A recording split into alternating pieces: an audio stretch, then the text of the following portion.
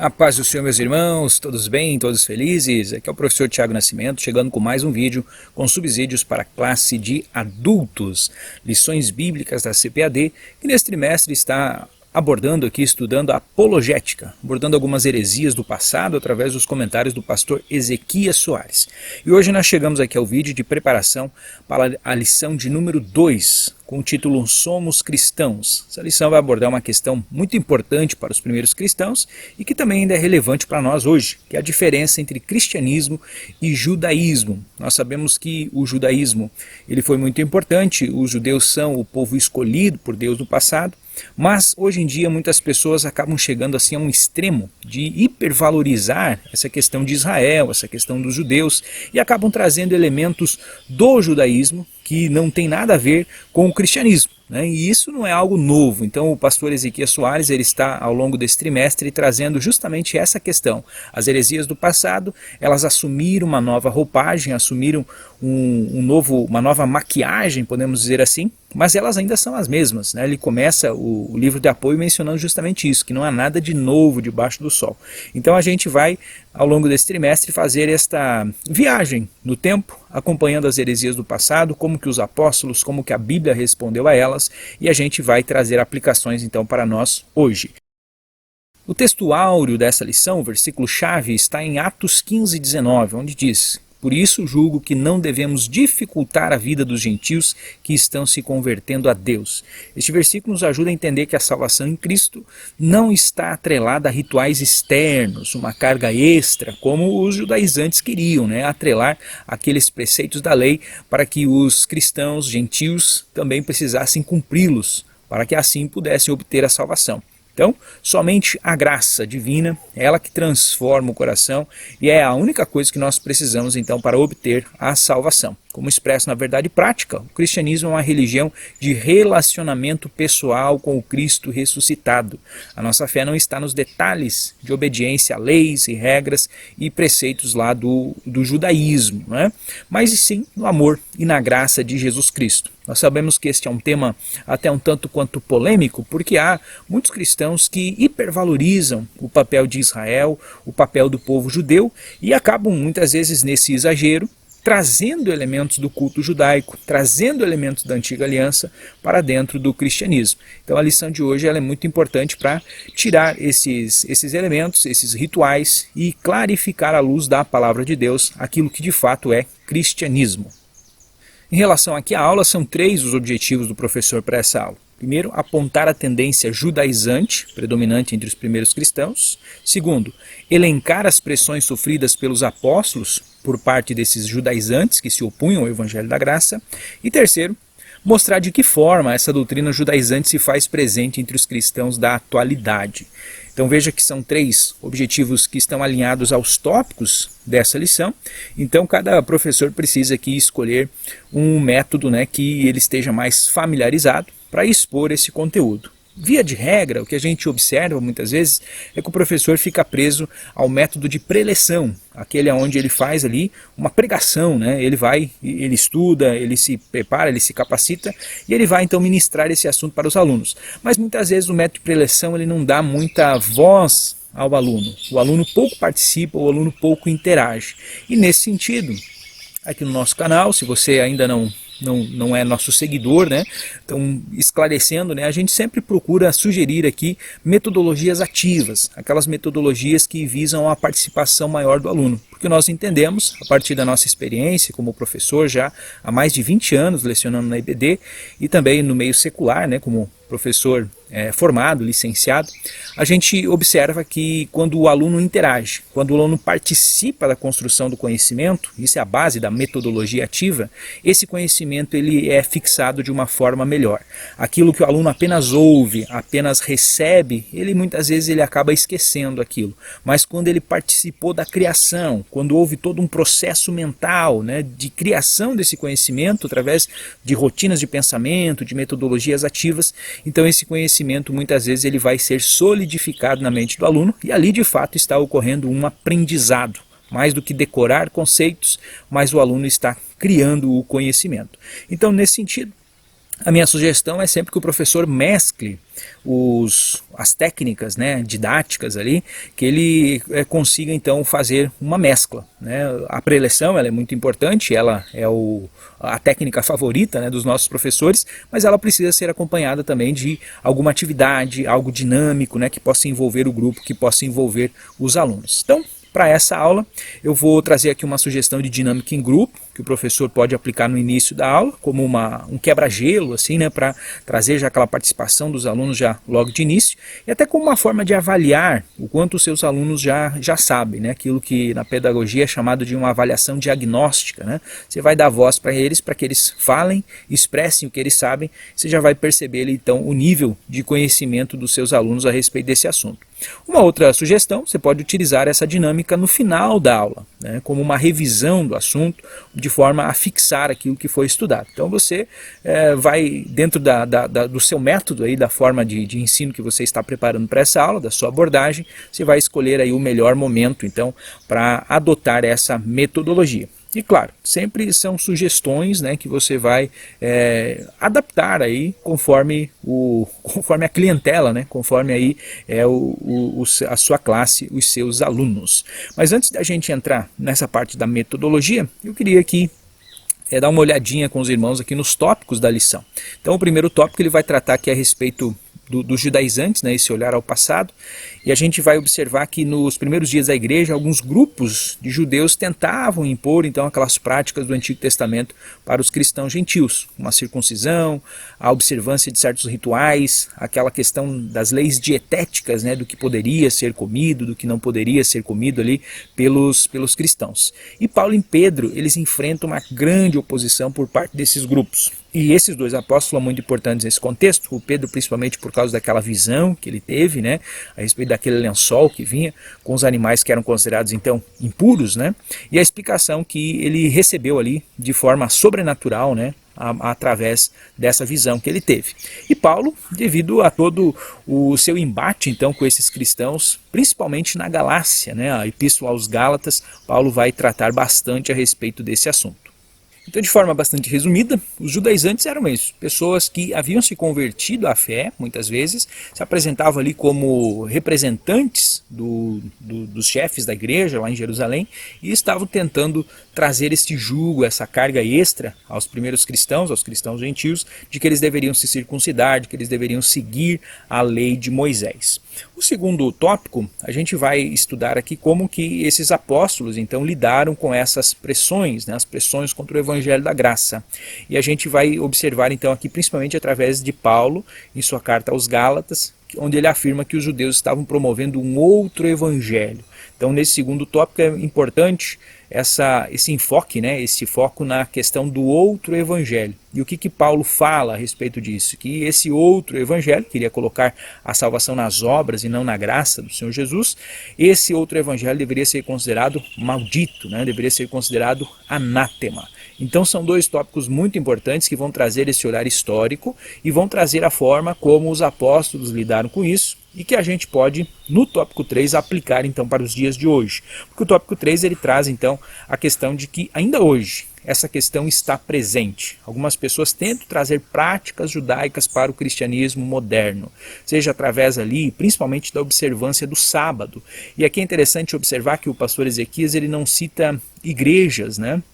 Ele, inclusive, no livro de apoio, ele comenta até o próprio fato de nós usarmos a palavra seita, ela tem ali um contexto pejorativo. Então, ele evita utilizar a palavra seita e trata-se ali, então, como doutrinas heterodoxas, né? Doutrinas que não seguem a ortodoxia. Porque nós precisamos ganhar essas pessoas. Então, quando a gente chega com uma posição muito enfática, né? Batendo de frente, são seitas, estão indo para o inferno. Então, isso acaba muitas vezes fechando uma porta de evangelização ali. Então a gente precisa ser sábio nesse sentido. Então hoje existem muitas igrejas, muitas seitas, né, doutrinas que pregam essa mistura mistura de judaísmo com o cristianismo. E talvez a mais importante então seria essa questão da guarda do sábado, que a gente vai observar que várias igrejas, claro que existem algumas igrejas que já no próprio nome já tem ali, né, são sabatistas, né, e elas enfatizam bastante essa questão do sábado. Mas às vezes dentro do próprio meio evangélico, pentecostal, podem haver pessoas, grupos, né, minoritários, heterodoxos, então, onde eles pregam a necessidade de se observar o sábado, a guarda do sábado. E muitas vezes é um desvio, uma interpretação equivocada daquilo que está na própria Bíblia Sagrada. Então a gente vai daqui a pouquinho falar aqui a respeito da dinâmica, né? E na dinâmica a gente vai ter um versículo ali que muitas vezes ele é trazido de forma equivocada para dizer que Jesus não veio para abolir a lei, mas para cumprir. E muitas vezes esse versículo é utilizado então para dizer a gente precisa guardar o sábado, porque Jesus veio para cumprir a lei, e na lei está escrito que o sábado precisa ser guardado. Então veja, são desvios doutrinários, são interpretações erradas que ferem a ortodoxia do restante da palavra de Deus, né? Muitas vezes um versículo de forma isolada acaba sendo então um pretexto para um falso ensino, um outro evangelho. Além dessa questão da observância do sábado, também o uso das vestes judaicas, né? O kippá, aquele chapeuzinho, né? Não sei exatamente o nome aqui, mas aquela cobertura, né, que é utilizada ali pelos judeus ortodoxos, aquilo ali também muitas vezes é utilizado como um símbolo até de uma maior santidade, de algo assim mais sagrado dentro de alguns movimentos, de algumas igrejas, né, algumas denominações até mesmo evangélicas pentecostais que trazem o uso do kippá na hora da oração, o uso das vestimentas, aquela trancinha também característica, né, da cultura judaica, entre outros elementos ali então que envolvem essa questão estética, a questão visual.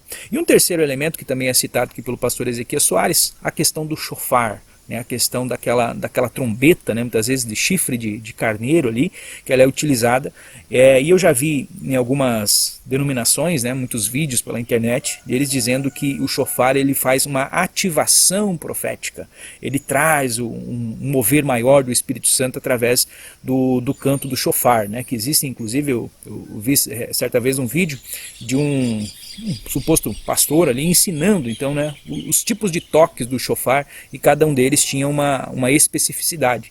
E nada disso está na Bíblia, né? Então veja que são doutrinas de homens que são trazidas para dentro do cristianismo, né? Um elemento judaico, e em cima daquilo é feita toda uma teologia, mas isso tudo não tem base bíblica. Então tudo isso, né, são distorções do evangelho genuíno, porque o nosso evangelho genuíno não depende de rituais, não depende desse simbolismo, mas exclusivamente da nossa fé em Jesus Cristo, como Senhor, como Salvador, como um relacionamento que nós precisamos ter ali então com Ele. Então nesse sentido, esse é um breve resumo aqui, né, daquilo que você vai abordar aí com seus alunos de forma mais detalhada. Bom, e vamos aqui então agora para a segunda parte do nosso vídeo, a questão dessa dinâmica, né, dessa metodologia ativa, que ela traz aqui o nome de Identificando o Falso Evangelho.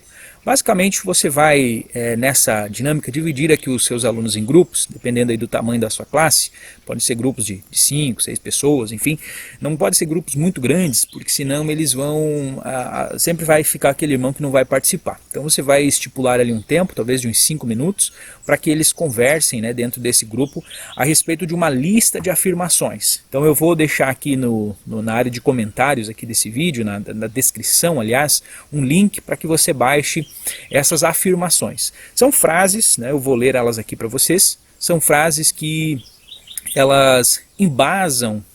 3 dessas frases são erradas, né? Elas usam um versículo bíblico para embasar uma falsa doutrina.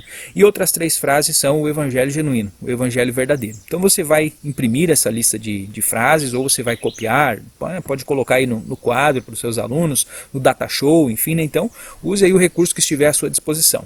E aí você vai pedir para que esses grupos discutam nesses 5 minutos quais dessas frases são verdadeiras e quais são as frases falsas. Você nem precisa contar para eles que 3 são verdadeiras e 3 são falsas, né? Deixa eles discutirem ali e chegarem à conclusão de quais são as falsas e quais são as verdadeiras. No final desses 5 minutos, então você pede para que um desses alunos, ou dependendo do tempo aí, talvez um grupo apenas, né, venha fazer a conferência, então dizer quais foram as frases verdadeiras, quais são as frases falsas e por que eles pensam dessa maneira. Se você tiver bastante tempo, né, um aluno de cada equipe, para que todas as equipes possam participar. Mas, se não for possível, né, você pode fazer essa correção coletiva, né, você mesmo ali. Então, tudo vai depender da organização da sua aula, né, se você conseguir conduzir esses tópicos de uma forma rápida, né, vai te sobrar ali 20 minutos, 15 minutos, para que você consiga fazer essa dinâmica, e aí vai ter bastante tempo para essa discussão ali com os seus alunos. Então vamos aqui às frases. A primeira: o cristão precisa guardar o sábado, porque Jesus disse: não penseis que vim destruir a lei e os profetas. Não vim para destruir, mas para cumprir. Mateus 5:17. Então essa aqui é uma frase que pode levar aí a alguma discussão entre os seus alunos, porque tem ali um texto bíblico, né, que embasa isso do cristão como tendo de guardar a lei. Mas claro, é um versículo que é mal interpretado para justificar a guarda do sábado, para justificar todo o Antigo Testamento, porque Jesus veio e cumpriu a lei em nosso lugar.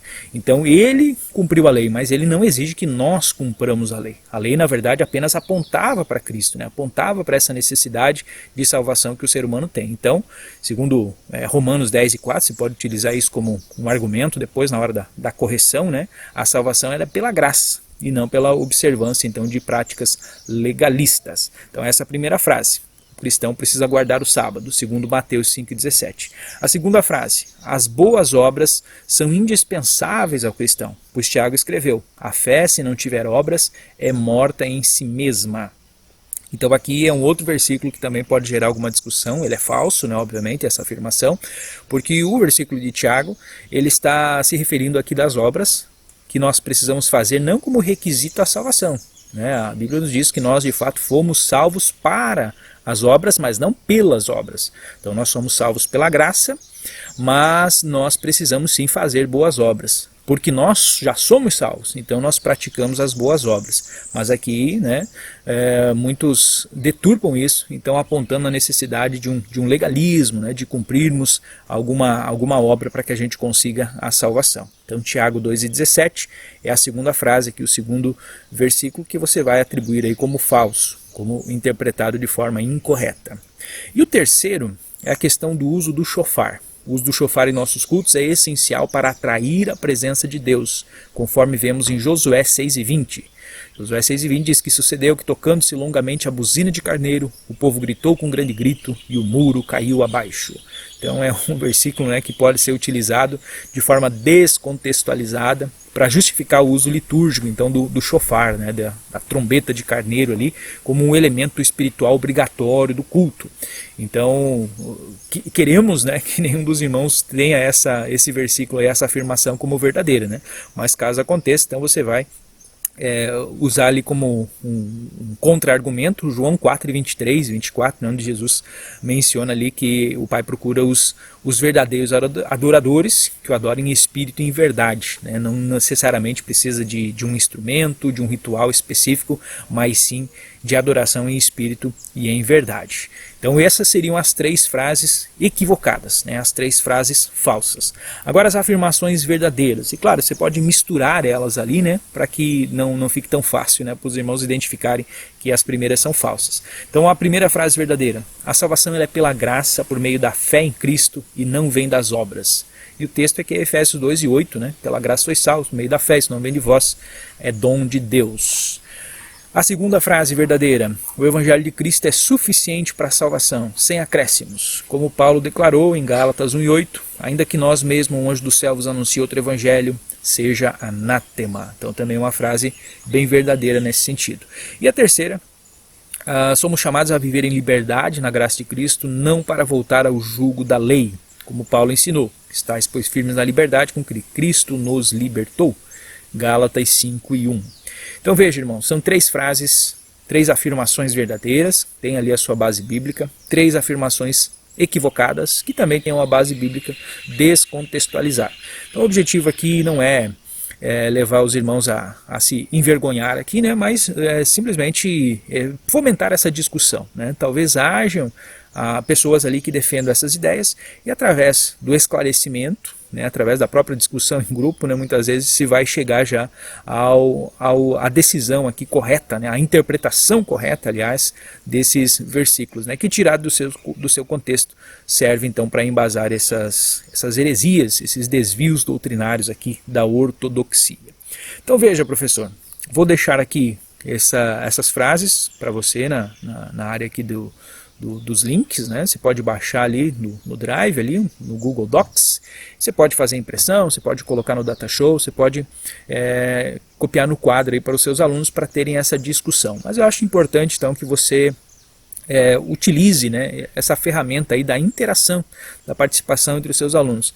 Tenho certeza que os seus alunos vão lembrar por muito mais tempo de uma discussão que eles tiveram ali entre eles, de um conhecimento que eles produziram, né, do que se você simplesmente explicar esses assuntos aí de forma oral, né? Muitas vezes aquilo que nós ouvimos a gente acaba esquecendo com mais facilidade, a gente acaba se distraindo. Então, muito importante sempre trazer essa participação dos alunos. Bom, eu quero finalizar esse vídeo então agradecendo aí a sua audiência e pedindo, se esse vídeo aí foi interessante, se você achou que é importante, que você compartilhe também para outros professores, para que eles também possam aí fomentar as suas aulas, né, trazendo aí mais subsídios. E eu também deixo aqui a área de comentários aberta, para você pode comentar aqui o que você achou dessa sugestão, como que você poderia melhorar ela, né? A gente traz aqui a sugestão, mas estamos abertos também a melhorias, né? Como que a gente pode melhorar essa dinâmica, como que você vai aplicar aí no domingo aí para os seus alunos. No mais, eu desejo que Deus abençoe a sua aula, a sua classe, e que a gente possa ter aí um domingo abençoado na presença de Deus. Fiquem todos com a paz do Senhor.